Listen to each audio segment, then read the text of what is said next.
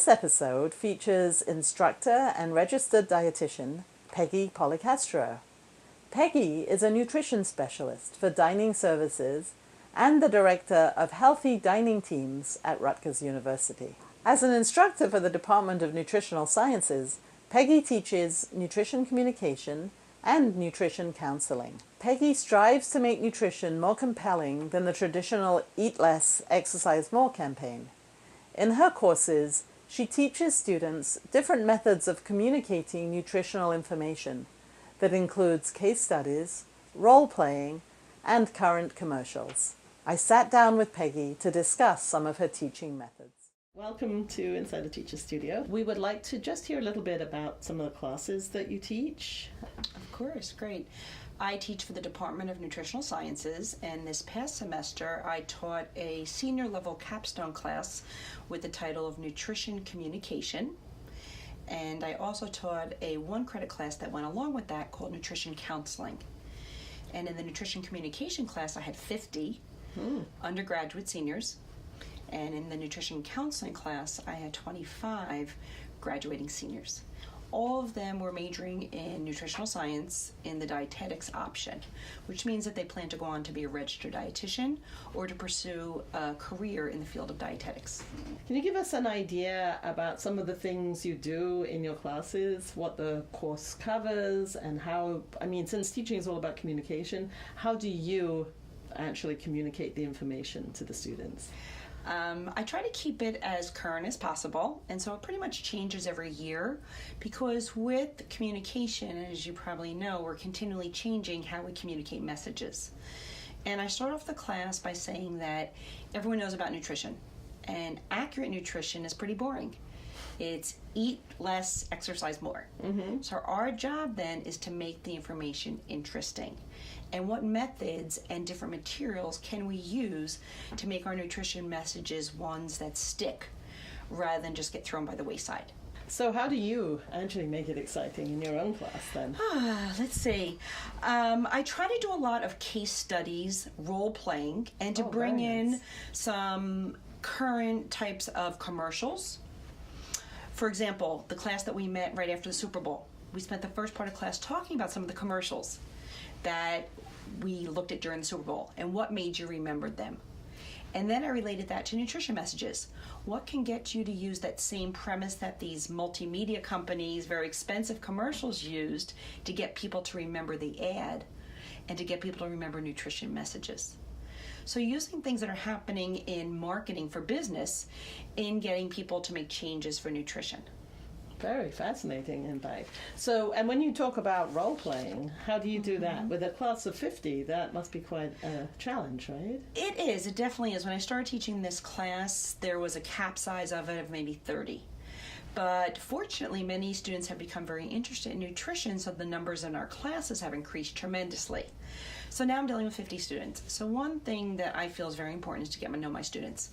So I usually say that after maybe 3 weeks, I should know everyone's name in this class. And if I don't know your name, you're probably not raising your hand much. Or you're missing too many classes.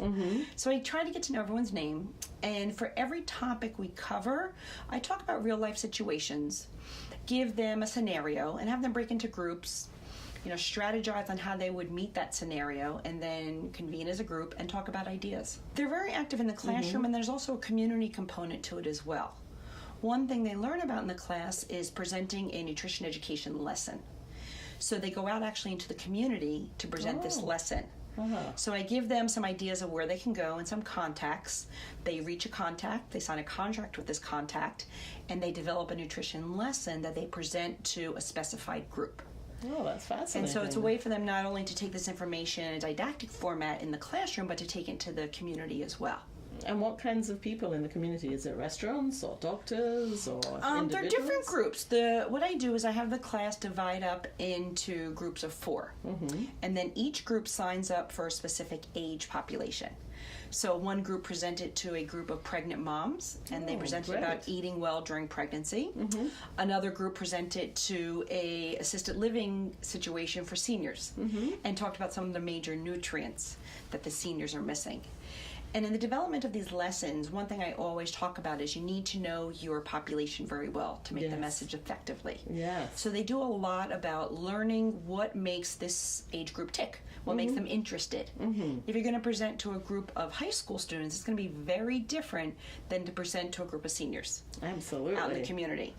It's really fascinating, in fact, because it seems that your course covers so many different issues. It's not just nutrition itself. It's really a multifaceted course. It must be a terrifically interesting course, it seems. I think so.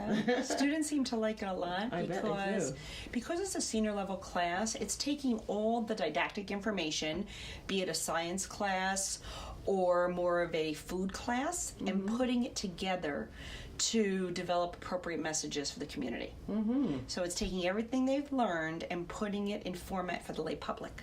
Very nice. Because up to this point, the nutrition science curriculum is chock full of heavy sciences. You know, we have the chemistries, the biologies, the organic chemistry, the physiology. And so these students are very used to reading scientific literature. But they have to be able to communicate. Exactly. And one of the first projects we actually do in the class is called Communicating Scientific Information. They have to choose a journal article, and they have to go in front of the class and give a 5-minute presentation talking about the journal article as if they were presenting it to a group of lay public that knew nothing about the topic. Very interesting. So they can't use any research terms. They can't use any nutritional jargon. It's almost as if you said to one of your friends, hey, I just read an article about this topic, and this is what I learned, in a form that someone would understand that didn't have a background in science or nutrition. And if we could go back to what you were saying about you do role-playing with them as well. Yes. What form does that take exactly? What I do is I'll set up a little scenario. You have Mr. Smith coming in, and he has just been diagnosed with type 2 diabetes, and he needs to eat more and to exercise. Mr. Smith works in a brokerage firm, and he's very busy, and he works from 7 in the morning to 7 at night. By the time he gets home, he eats fast food, and so I give them a scenario about Mr. Smith. Talk a little bit about their lifestyle. Right. Then from there, they have to have someone who's the counselor and a Mr. Smith, and they get up in front of the classroom and role play that scenario and how they would handle it as a nutrition professional. Oh, beautiful. Very nice. So it's good. And then as the class, we talk about some of the methods that they're using that we've talked about in class. What did they do that worked? How would you do things differently? Have you found that students have told you that they've changed their eating habits because of the class? Since the class is full of nutrition and dietetics majors, I think that they've made some changes even before coming to the class. But what I do find, as they said to me, is they are more aware of how they encourage others to make food choices. Oh, very nice. So we talk about ways to motivate, and we use the term motivational interviewing or motivational messaging. So instead of saying, eat more vegetables, say, by eating more vegetables, you can look better when you step on the beach this summer.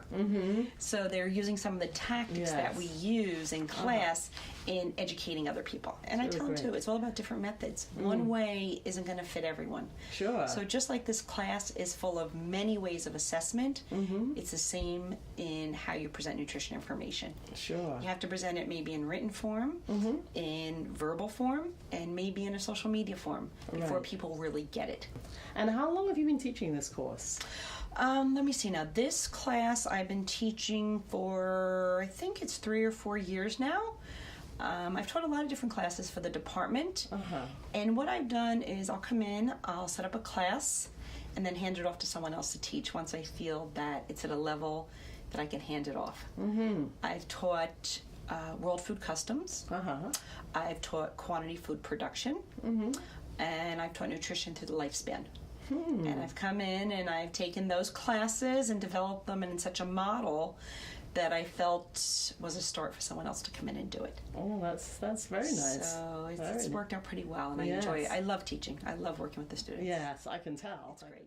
Now we begin the quickfire part of the program, where professors answer a fun questionnaire. Professors respond with the first thing that comes to mind, letting us learn a little more about the person and his or her approach to teaching. What is your favorite word? Can be discipline specific, but it doesn't have to be. Atrocious. Do you have a least favorite word? Again, discipline specific or not? Not one that I can speak on public television. But if I was to pick one that I could, I hate when someone says I can't. What do you find as the most exciting moment about the start of a new semester?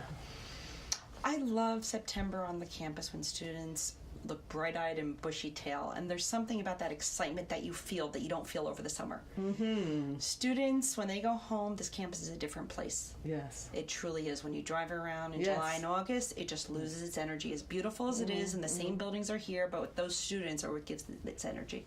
Do you have anything that is least exciting about the start of a new semester?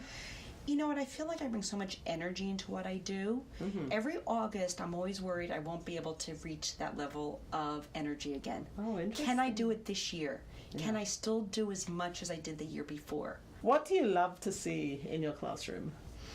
I love to see hands raised in the classroom. I love when I ask a question and people have their hands raised and want to participate. Very nice. Yes. I hate when I look out and people are just looking out with blank stares. Mm-hmm. You know, whatever your response is, I want to hear it. Great. That was going to be my next question. What do you hate to see in the classroom? And if you could study any other discipline than your own, what would it be? I love nutrition, but I also love psychology. What discipline would you actually never want to study? Entomology. I don't want to work with bugs. That doesn't sound very interesting to me. That's probably one of the only ones I could think of.